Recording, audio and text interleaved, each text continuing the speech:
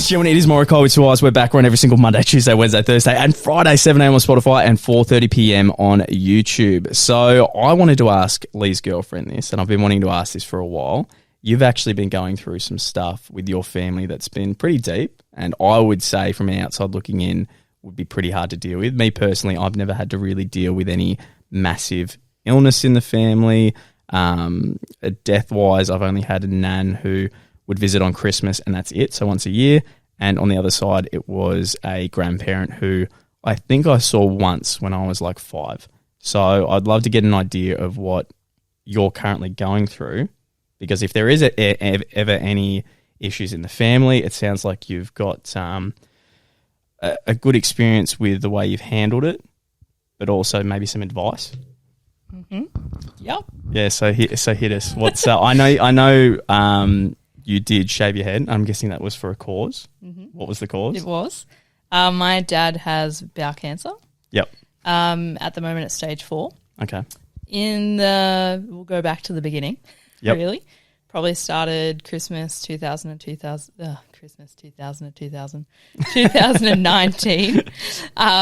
He had kidney stones and was in hospital on Christmas Day, and he came back home.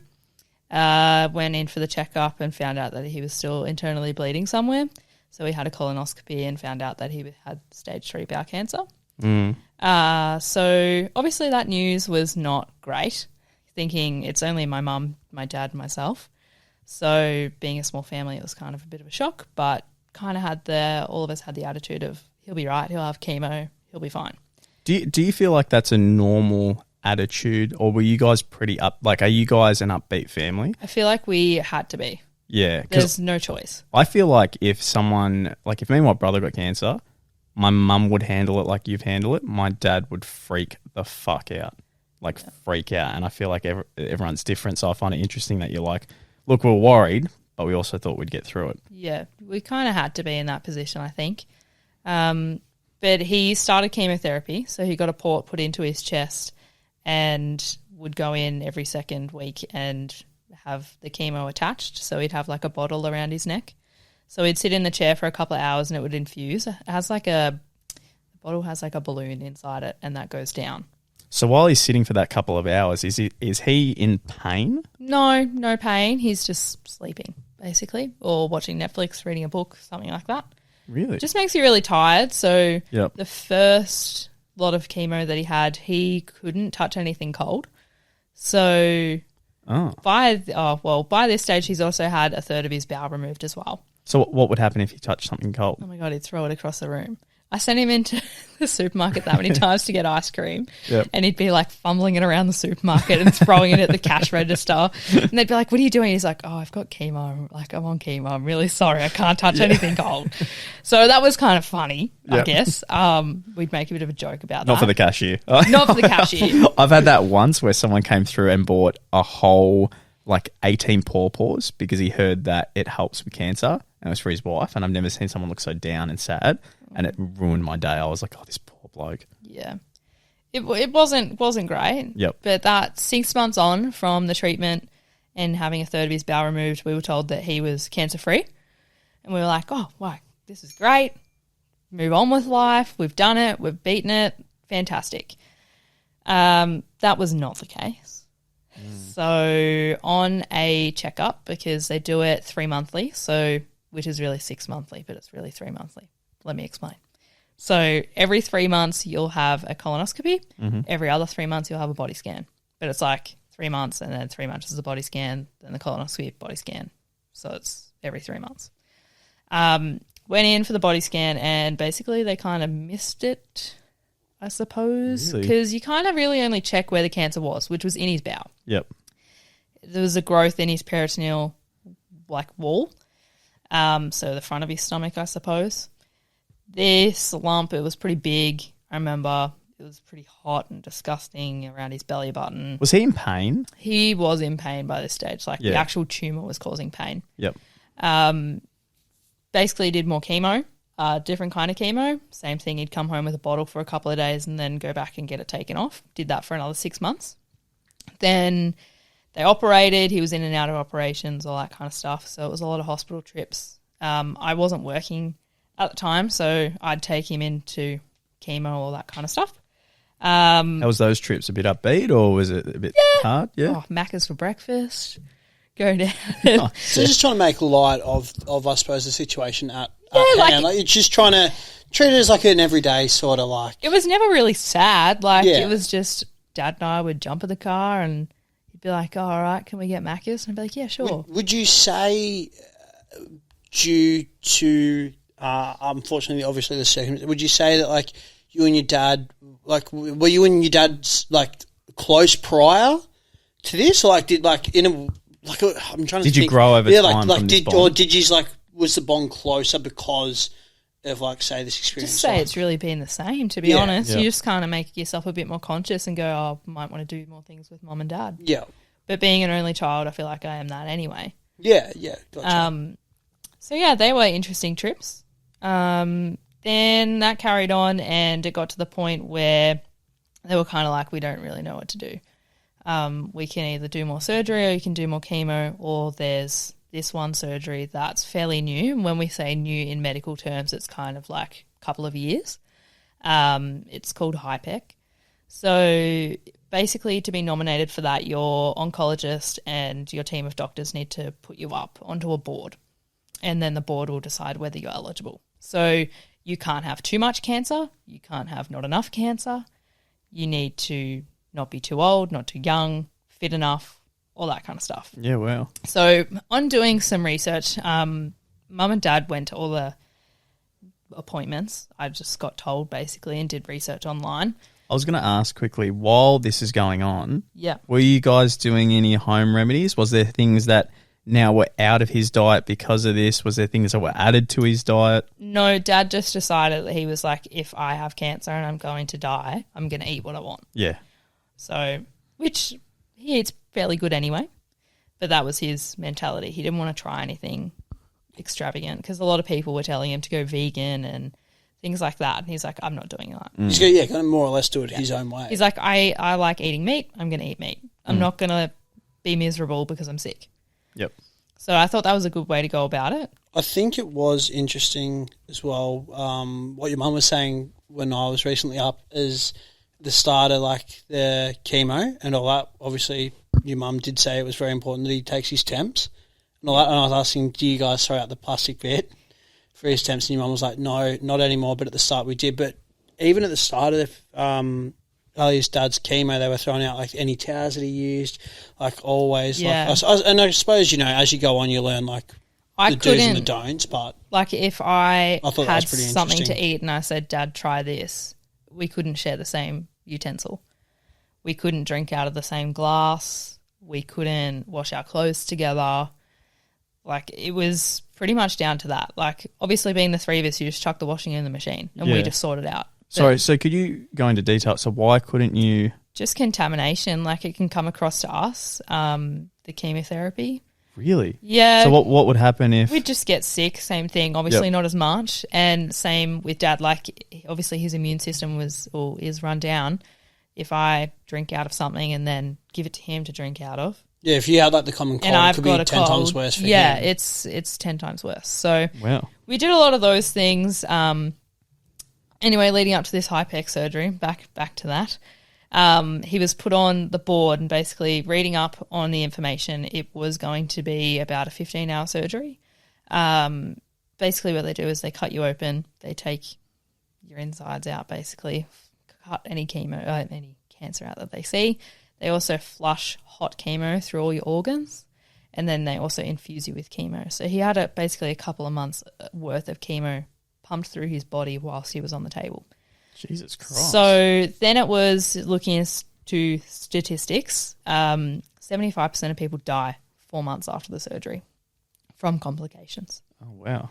So that was a big risk we kind of had to weigh up, but it's if you have it and you're cancer-free at the end of it, amazing.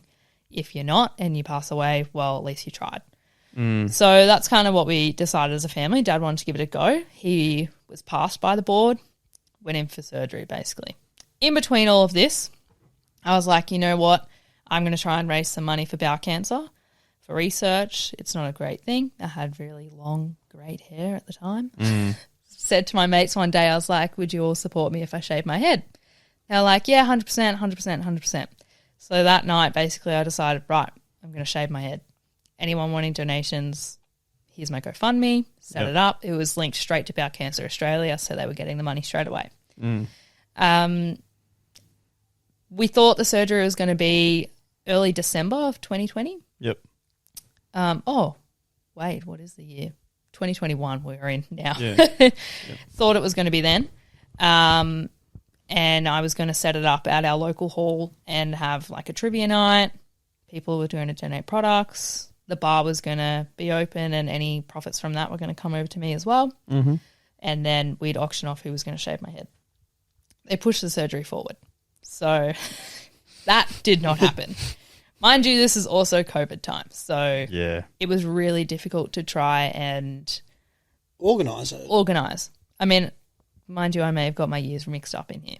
I'm very confused. That's okay. There's a lot going on. I'm interested because I have seen you photos with you had long hair. Yep. When you I feel like it's a lot different for guys. It's always a good cause, which is fantastic. But if Lee shaved his head, I wouldn't notice much of a difference. And I feel like his confidence wouldn't change too much.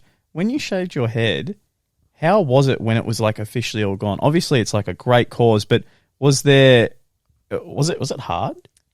It's not as hard as you think it would be. Because we set it up really quickly, the whole shave, because Dad was going into surgery. It ended up being at a horse show. Again, we live streamed it and kind of had to hide it from everyone because it was in COVID. So it was just basically me and the auctioneer. Yep. So many donations. I mean, so many. Like horse halters, there was vouchers, there was books, there was vouchers to go and have a lesson, there was vouchers for this, there was trees and plants and all this kind of stuff. So it was great.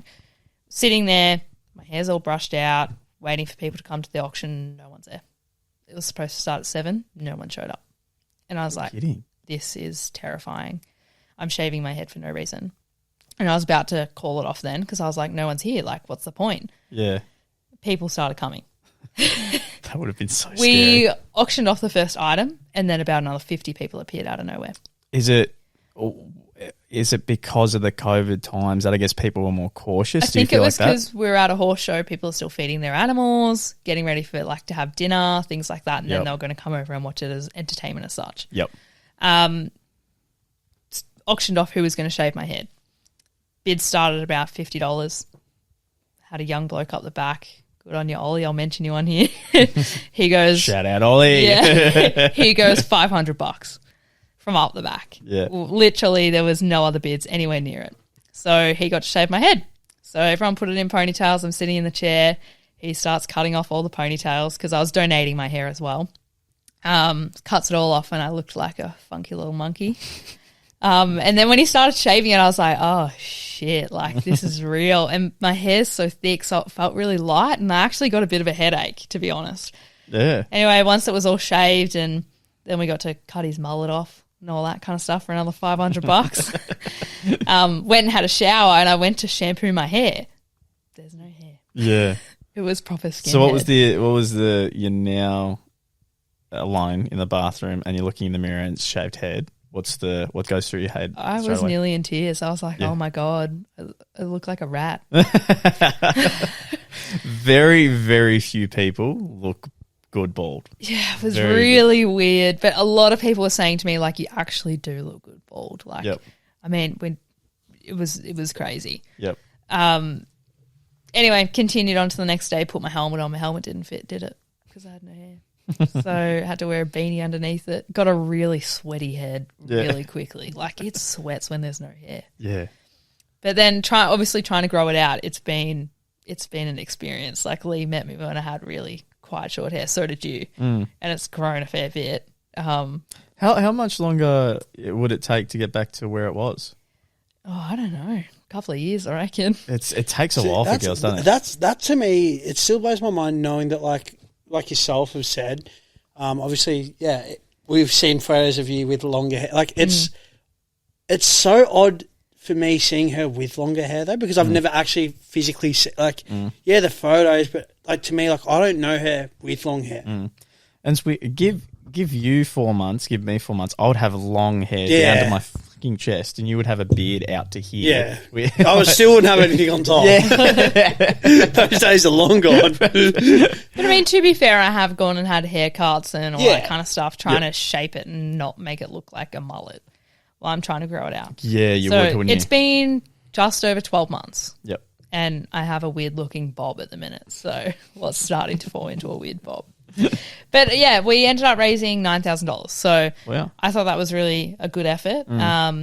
Obviously, everyone was like, oh, I'm so proud of you, all that kind of stuff. And everyone's like, oh, I like you with short hair, like you with long hair. I really couldn't care less. It's actually nowhere near as bad as you think it is to shave your head. And it actually makes you go, you know what, I don't give two fucks what people think I look like. Because it shouldn't matter. If I want to have a shaved head, then I'm going to have a shaved head. Yeah. I mean, I have been asked if I'm a lesbian many a times, but that's just something you get over. Yep. But yeah, carrying on to Dad, he then went in for surgery and he was on the table for 16 hours. He then basically went missing. The hospital couldn't tell us if he was alive, or hadn't called us to say that he was out of surgery. So by this stage, Mum and I are starting to panic. It got to 19 hours since he went in for surgery and we still hadn't heard anything. Yep. Mum kept getting hung up on by the hospital. They weren't great in that sense. Okay. Because every minute would be like going so long. Yeah, it was. It wasn't great. So anyway. What were some of the phone calls like when it was... Because I guess from their point of view, they probably, for them it would be a job, right? For them it would just be, they probably get that a lot with people who are panicking. 100%. And they might get used to it. The emotion's not there as much because they've gotten used to it over time. But on your end, obviously this is massive. Yeah. So was the calls kind of like, we've told you what's going on, don't call us? No, it was Mum would call and say, I'm looking for my husband. This is his name. This is the surgery he's having. This is his surgeon. I just want to know if he's still in surgery or if he's out or if he's alive. Yep. They'd be like, yep, we're just going to transfer you and find out. The transfer would be them hanging up. And it's like a Telstra call. It was really difficult to get through. Then they didn't know where he was, and then Mum kind of got a bit angry and was like, right, do not hang up on me, find out where he is. And they're like, yeah, he's actually in recovery. So he was in recovery at Royal Melbourne. So then obviously he had this surgery at Peter Mac, being a cancer hospital. Then it was a month and 1 day in hospital without seeing him. We weren't allowed to go and see him because of COVID and because it's a cancer hospital and because of the surgery he had. He also ended up with pneumonia from the surgery because they were on the table for so long. Pretty scary in and of itself. Obviously, already having that low immune system to then have that, it's sort of like this actually could be the final blow. Yeah. Like in that sense. So I've got a question, and I've thought about this before. I've seen so many people where they weren't able to see their loved ones who were on death's door, like they were about to pass away because of COVID. They would get legally charged, the hospital would be locked, they just could not see their loved ones to say goodbye, which I think everyone always thought was so messed up. Now being at a time where still have the same COVID, it spread even more in some parts, what's your thoughts on the fact that it hasn't gone away, it's the same thing, so you could have seen your dad if it was treated the exact same as it is now? Did it upset you at the time where you're like, this is ridiculous, I just want to say, I might have to say goodbye to my dad, let me see him? It was upsetting, but I mean, I'd call him every day on the way home from work. Yep. And chat to him. There was a point when he had the pneumonia that he couldn't really talk because he was actually up walking around because they get you up really quick, and he coughed and split all his internal stitches. So then he was back under for another 6 hours. So that was a big thing. So that probably pushed it out even longer. But did he say what that feels like? He just said it was really painful. Like he'd lost a lot of weight by this time as well because he wasn't allowed to eat. I can't imagine what I would freak out. Yeah, he just felt like crap basically the whole time. But I think being able to call him and chat to him was nice. I wouldn't want to compromise anyone if I had COVID and went in to say goodbye. I mean, as horrible as it would be. Yep. I think there should be certain circumstances. But, I mean, I've had COVID twice, and both times I've basically been locked away in my room. Yeah, yep. Because I don't want to give it to my dad. He's already immunocompromised. So Yeah. it is quite difficult. Like, if we went to a family function a couple of weeks ago. So basically we've gotten through this, and a couple of weeks ago he went in for another checkup, and they've gone, yeah, well, you're stage 4, which we already knew. And he had it on his lungs as well. The spots on his lungs aren't active anymore, but it's now moved into his liver, it's back in his bowel, things like that. So they've put him back on chemo, started again. This stuff will be pretty potent. He started the chemotherapy, we went to a party, and he was wearing a mask the whole time. No huggy kissy stuff. Just, he can't risk it. Yeah. He cannot risk it. And a lot of people don't understand that.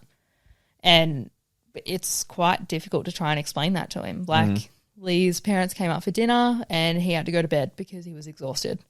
And for him, he probably feels, well, I know, he feels horrible that he has to go to bed, but he is exhausted. Yeah. He is exhausted. Just living is exhausting. Yeah. Like, I thought it was pretty impressive that he probably was awake until he did. And nothing against your dad, because I think it's bloody remarkable that he can do what he does. The fact that he's still working as well. Yeah, let's let in here. He's still working full time. Like blows this my whole time. mind. Like he hasn't Really? once skipped work. There's no sick days. He just gets up and goes about it like nothing. There's seriously like nothing wrong. Like he is such a hard work. Like I am genuinely amazed. I think the worst part of it all and the most difficult for our family is you're basically putting things in place for what if. Yeah. And unfortunately, he is sick enough that cancer will eventually take his life. Yep. We are all aware of that. So are you guys on the have you been pretty much told that it's uncurable? It's not uncurable, but we were told the second time around, like, that he was always going to live with it and it would be managed. Unfortunately, that's not always the case. They don't give out time frames and stuff like that anymore. Yeah.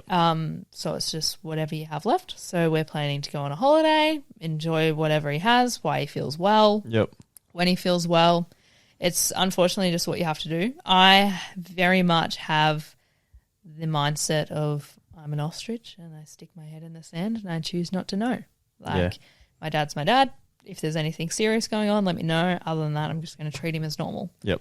Unfortunately, you can't do things as normal. Yep. Which I'm sure is very annoying.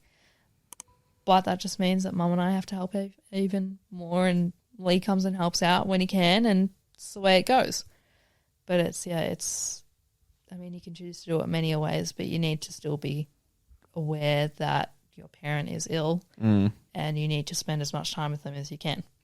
Has he said during this time, being sick, is there any regrets in life, or have you thought yourself, because he's sick, have you had any internal thoughts of like, I need to act like this, or I shouldn't act like this because I've seen what this can do? No. I think we've tried to keep things as normal as possible. Yep. Dad's had a very positive mindset and still does. Obviously, there's times when you're laying on the couch with a vomit bag in your hand that you don't want to do treatment anymore. Yeah. And we've come to the realization if that's what Dad wants to do and doesn't want to stop treatment, then that is what we will do. Yeah. We will support him through that. That is his choice. Is that just a mindset, like him being okay with everything and not freaking out? Is that just him as a person, or do you reckon he's had to mould some things into place to make him be more comfortable? I think he's definitely had to mould things into place. Like, yep, you have a disease that kills so many people a year. Yeah. And it's, unfortunately, you either have to live with it or you give up. If you change your mindset, there's so many people that just die. Yeah. Because they go, I can't do this anymore. I'm just going to be sick and sit at home all the time and I'm just going to die. That's what's going to happen. Did he have anyone in the hospital that he would talk to regularly? Like he met people? Like I see in movies, like when they're doing their chemo, they sit with that drip in their arm and they sit next to someone and they usually talk. Did he have talks to a lot of the nurses. The nurses know a lot about what's going on in our lives. Yep. And, you know, if we get a new animal, if I'm out doing shows, things like that, they're all up to date with that. Yep. people-wise, he hasn't really spoken about it. I think it changes in and out. Like, people will do chemo for so long and then they won't and then they're back. Yep. So you kind of, I'd say you'd cross over a little bit, but not a lot. It's more the nurses and the doctors. I would say, as well as an outsider coming into your family, like your family of 3 and all that, I feel like your dad also has a perspective. Like, he doesn't want people to feel sorry for him. No. Like, he is quite a proud person and all that. So he doesn't want people to treat him because he doesn't want to be treated differently or looked at differently and all that as well. Like, I think he's just a very proud man and stuff like that. So he doesn't want that sympathy. He doesn't want people to be like, "Oh, you're sick." Like, yeah, like he actually much rather be like, "Yeah, I might be sick, but I'm still gonna fucking do it." Yeah. Like, don't fucking tell me I can't, because trust me, I can. And all that. And I think that I don't know, from like an outsider coming into your family and all that, I think that's pretty cool that he's not just been like told, "Hey, you've got this," and he's not feeling defeated. He's like, "No, fuck that. Like, all right, I've got it, but I'm still going to go about things my way." Like, fuck being told what I can and can't. I think it's awesome. Obviously, I think it's an awesome times, attitude. Like, you can't be 100% happy about it, obviously. Yep. But I think 90% of the time, even if he was feeling that way, he definitely doesn't show it. Yeah, correct. I'd 110% agree with that from when I've been around. Does your dad believe in an afterlife? I haven't had that conversation. Okay. Yeah. Yeah. Her dad is Christian. I don't know if your dad is Catholic. is as such, but was born into Yeah. Yep. a Catholic family. So Yeah. I find the most impressive, I love how you said that he's still working. And obviously there might be days where he's just like, I'll do a little bit, but I can't do as much, but he's still doing it. I was saying to you before, like, I have someone in my life where they're managing a store and they've got people that are coming in complaining about that they can't wear shorts.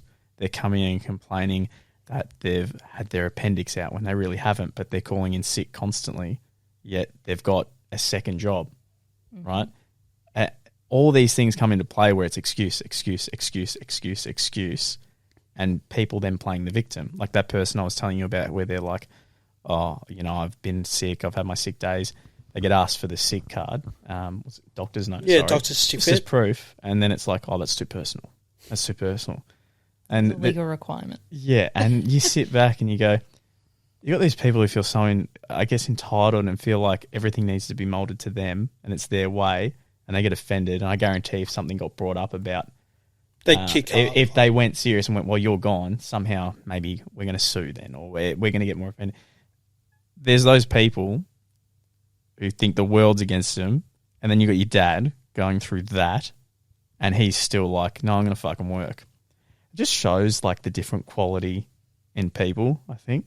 Yeah, definitely. Dad's definitely a hard worker. Yeah, he's not bitch made. No. But I mean, there's days where he's like, "I'm just going in for a couple of hours and he'll come back." But I mean, he works an hour and a half from home. Yeah. So there's also that commute. To be honest, even an hour is like impressive with all that. I personally, I don't know how I would act. It'd be hard because I think I first off would be like, "Well, what's the point of work? What's the point of Morokai? What's the point of going to gym?" Like it's definitely a strong mindset to have. Do you feel like it's been carried down to you? I'd like to think so. Yeah. I know I'm good. strong-willed, I can tell you that much. Yeah. Have you got any advice for anyone if they are going through Maybe something similar, or like, dealing with like that situation, like how they could go about it, or like just even a loved one suffering an illness? Doesn't have to be, but just dealing with a loved one suffering. Just have a good group of friends. Family can go either way. That's where I'll leave it. Yep. But I know I have a good group of friends that if something goes wrong, or like when we got the news last time, obviously I was quite upset and I found out when I was at work, I can just go and talk to them and they completely understand. My workplace is the exact same. Get someone to talk to. Go and see a psych, something like that, because you're going to need it. Yeah, okay. See a psych. It's really difficult. Has anyone in your family done that before? Seen a psych? Yeah. I do myself. You do yourself? Yep. Yeah, if it's not too deep, do you do that regularly? Like, what's that like? Really, it's I've just wanted to see one before. It's just more been recently. To be honest, well, I already suffer from anxiety pretty badly. Yeah. Have suffered from depression in the past. Yep. Stopped seeing my last psychologist because she was a nutcase. Okay. Recently started seeing a new one, and he's been really helpful. It's basically, at the end of the day, you have a choice whether you want to be happy or not. Yep. But Dad being ill made my anxiety worse to a degree. Not just that. Obviously, there was other contributing factors, but I'd say it would probably be a big one because I'm a bottle it up and not talk about it kind of person. Yes. So I think it's hard as well being an only child. Like, you don't have sort of a sibling, like, either. Like, yeah, like, obviously you've got your mum and stuff. Yeah. And I know, like, you've got a very strong relationship. yeah. And all that, but I suppose there isn't, like, a sibling as well where you can... Yeah, I mean, sorta- it's really difficult for the whole family. Like, obviously, being told you're cancer-free and then you're not, and then you're sick, and then he's going to get sick or he's going to die. Like, it is not nice. Like, the things that we are unfortunately having to put in place are not things you want to talk about. They're not things you want to have to do. So you know how you're saying you do bottle up? Yeah. When you go to that psych, is there something about that environment that makes you completely open up, or do you feel like at the psych you're still holding on to a bit? You still but you let a little bit out. I still feel like I'm holding on to it, but at the end of the day, they're there to help you. I mean, when I told my psychologist what was going on, he was like, you have a lot of shit. They were his words. Yeah. He's like, you're fucked up. Not me personally, but my life. Yeah. I mean, we've tried a few different strategies and I'm not into it. I'm not into meditating. I'm not into all that Sort of control your breathing. oogie boogie stuff. Like, I think there's a different connection for everyone. There might be someone who, for some reason, they're connected to meditating. It works, but you're 100% right. It might not work for Exactly. you. And it's the same how you were like, I went to one psych and it was just bad. I had someone at work who they were going to a psychologist for a while, pretty much had like a breakdown, and then work was like, no, you're going to this psychologist. We're changing it up. Changed his meds, changed the psych, and now he's like a literal different person. yeah, it really depends who you go and see. Yeah. The first one I saw, everything was about her, really. Like, she told me to go watch Notting Hill, and I was like, how's that going to help me with my depression? But okay. I just want to gab about it. That's yeah. Then I did meet someone else, but he was all the way down in Mooning Ponds. I met him through the state squad I do with my horses. Yep. He was like, come and see me. And I was like, it's a bit too far. Yep. And then this one that I've now been referred to, he seems to be really good so far. But it just gives you someone else that isn't family to talk to and unload to. He got me to write a story. That's probably a good thing to do about your life or whatever you're going through. Gets it out of your brain and onto paper. Definitely. 100% recommend. Do you go weekly, monthly? Do you go when you just feel like it? Probably once a month at the minute. Yep. Yeah. And you feel like that's enough? Like that's a good... It depends. It really depends. Like, sometimes at the minute, like, I feel great. Yeah. I have an appointment in a week and I feel like I don't need it. But do it. Go. Yeah. I think, and I think the biggest thing as well is not to, I suppose, add my 2 cents in as well, but I think sort of the horse show was maybe that turning point where, like, you yourself sort of came forward to me, which was pretty like, I wouldn't say that it was an easy conversation for yourself to have with me, but, like, obviously, you just made some comments about, like, wanting to be happier and wanting to be a better person and, like, wanting to change. So then it was just sort of putting those steps in place to, okay, so, like, what can we do to get you there and stuff? Because even seeing a psych, like, that's not an easy thing to do. Like, you're putting you threw yourself in the deep end and all that, like a place that makes you feel, I would say, pretty uncomfortable. So to do that was a pretty big step for yourself. I mean, it's just one of those things, like, when you say the horse show, like, that's when I said things didn't go great for me. But at the end of the day, I have a parent that's seriously unwell. If, work's stressful. Like, I manage an area, so that's already stressful. I'm trying to, hit all my KPIs and all that at work and then try and do my own thing as well. I'm coming home working horses. I have a partner, trying to make sure that they don't feel left out, But then it's, oh, but Dad's got this appointment, he's got this. Like, it all seriously just became too much. Too much. And I needed that helping hand. Don't, it is what it is. Whether that be a friend, a psychologist, a doctor, a family member, you're going to need to have someone. And you got to have the right someone too. There's some people in your life you just got to like take a step back and just be like, is this the right person I'm venting to? I love spending time with them. Yeah. But there's some people who will literally make things worse. They will 100%.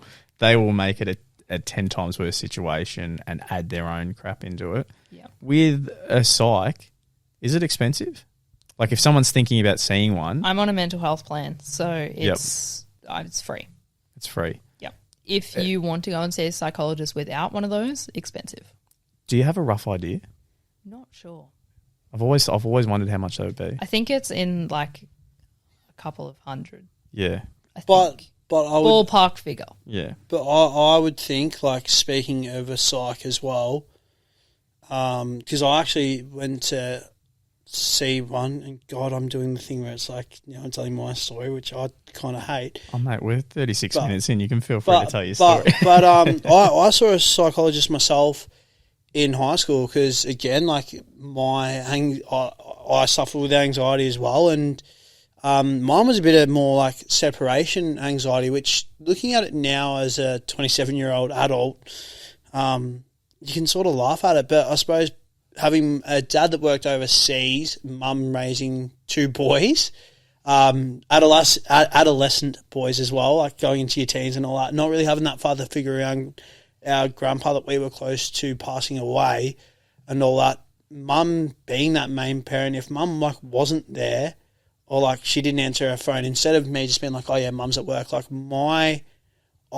couldn't even tell you why, but my thought process is like mum's been in a car crash or like someone's jumped my mum sort of thing, like to the point where like, man, it was bad. Like I was calling mum like so many times, like really just as like reassuring, being like, where is she? Like it was fucked, man. And then like my anxiety would stem from that to then like maybe a social situation.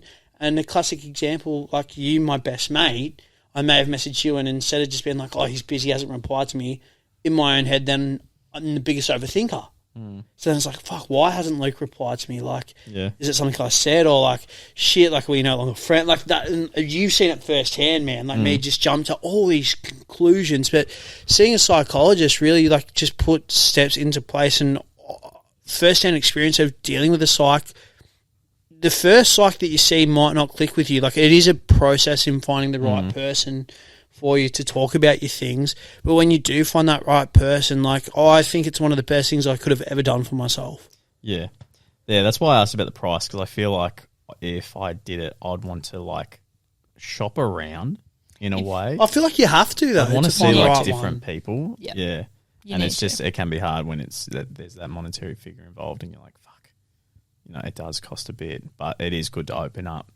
I would say open up, even if there's some really dark stuff you want to open up about. I think you need someone to. The more you bottle it up, I've never met anyone who's bottled up so much that they haven't exploded. Yeah, I think sometimes the psych helps because, like Ali has said, like sometimes it's actually easier to have that conversation with someone that you don't know. Like they're not going to go back into your bloody mates or like it's just a conversation between you and them. Yeah, it's all on file and all that, but like they can't disclose that. Like the conversation that you have with that, it just stays between you. Whether you walk out of that session and want to tell your friends or your family, like that's completely up to you. But sometimes just like going there knowing that there's no judgment. From like a family member or that's a friend. why communication's so important. If you can like practice like on YouTube or like get a mentor or something, because I guarantee with your situation, if you were able to talk about it with mates in an open way, like and talk about it to me and be like, hey man, just let you know, I've got this a bit weird at the moment. Like if I message people or like I'm not getting a response, I just have this thing where I'm just going worst case scenario. Yeah. And then you would go, oh, okay, cool. Because in my head, if you messaged me and I read it and it wasn't too important, I could just throw it and I'm just playing COD, just doing something different. That's what I mean. And I have no idea that in your head you're like, oh my fucking God. Yeah. Like but I think I think ran off a cliff. Yeah, like I think that like that's communication is so important, and I think Probably hard in high school though too. Yeah, like, I many think people that's aren't so emotionally mature to. I think it's handle so that. hard to.